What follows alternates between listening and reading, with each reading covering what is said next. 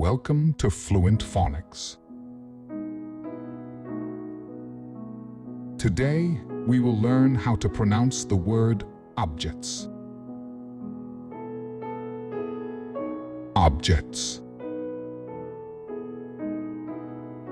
Objects. Objects.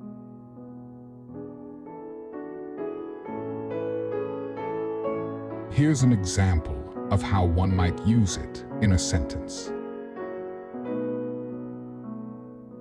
Les objets dans la chambre très des glaces.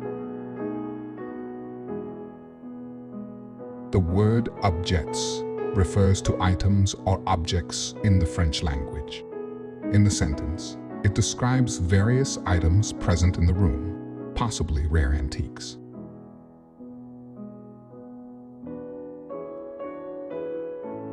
Thank you for your time. If you enjoyed this, please like and subscribe for further content.